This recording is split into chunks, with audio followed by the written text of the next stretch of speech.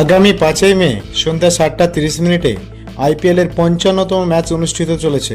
Sunrisers Hyderabad Delhi ক্যাপিটালসের মুখোমুখি হওয়া ম্যাচটিতে Rajiv Gandhi international cricket stadium হায়দ্রাবাদে অনুষ্ঠিত যাচ্ছে ম্যাচটি।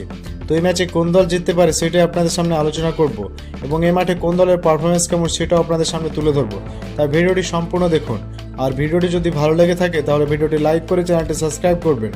তো বন্ধুরা, আইপিএলের 18তম আসরে প্রত্যেকটা দল শক্তিশালীভাবে নিজেদের দল গঠন করে শিরোপা জয়ের লক্ষ্যে মাঠে নামছে।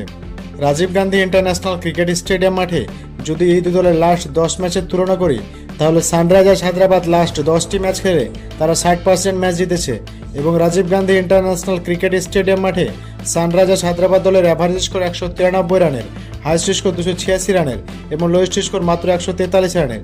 তারপর যদি বলি দিল্লি ক্যাপিটালস দলের কথা, তারা এই Rajiv Gandhi international cricket stadium মাঠে লাস্ট 8টি ম্যাচ খেলেছে এবং তারা 62% ম্যাচ জিতেছে এবং এই মাঠে দিল্লি ক্যাপিটালস দলের অ্যাভারেজ স্কোর 154 রানের, হাইয়েস্ট স্কোর 193 রানের এবং লোয়েস্ট স্কোর মাত্র 80 রানের। তো বন্ধুরা, পরিসংখ্যান অনুযায়ী এই Rajiv Gandhi international cricket stadium মাঠে সানরাইজার্স হায়দ্রাবাদ দলের পাল্লা অনেক ভারী।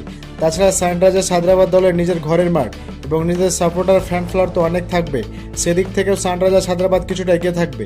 এবং আমরা সবসময় দেখে থাকি Rajiv Gandhi international cricket stadium মাঠে সবসময় হাই স্কোরিং রান হয় এবং এই মাঠে যারা প্রথমে ব্যাট করবে তাদের জেতার সম্ভাবনা 40% এবং যারা প্রথমে বল করবে তাদের জেতার সম্ভাবনা 59%।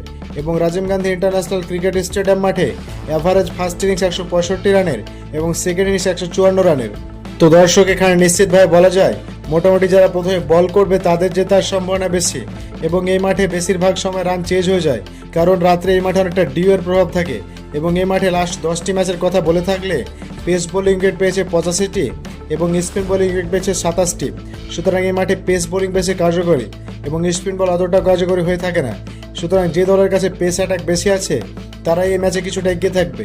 দর্শক, যদি হেড টু হেড কথা বলি, লাস্ট 10 ম্যাচে দু দলের দেখা হয়েছে এবং 4টিতে জয় পেয়েছে সানরাইজার্স হায়দ্রাবাদ এবং 6টিতে জয় পেয়েছে দিল্লি ক্যাপিটালস।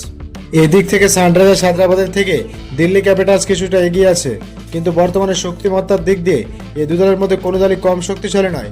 আবার সানরাইজার্স হায়দ্রাবাদ যেহেতু নিজের ঘরের মাঠে খেলবে তাই তারা কিছুটা হলেও এগিয়ে থাকবে। আবার ফ্যান ফলো এই দু দলের মধ্যে সানরাইজার্স হায়দ্রাবাদকে 42% জেতার সম্ভাবনা দিয়েছে আর দিল্লি ক্যাপিটালসকে 58% জেতার সম্ভাবনা দিয়েছে। কিন্তু বন্ধুরা, আমার মতে সামগ্রিক তথ্য বিবেচনা করে এই ম্যাচে সানরাইজার্স হায়দ্রাবাদ জিততে চলেছে। আপনার মতে আইপিএলের 18তম আসরের 55তম ম্যাচে কোন দল জিতবে বলে আপনি মনে করছেন সেটা অবশ্যই কমেন্ট করে জানাবেন। ধন্যবাদ সবাইকে।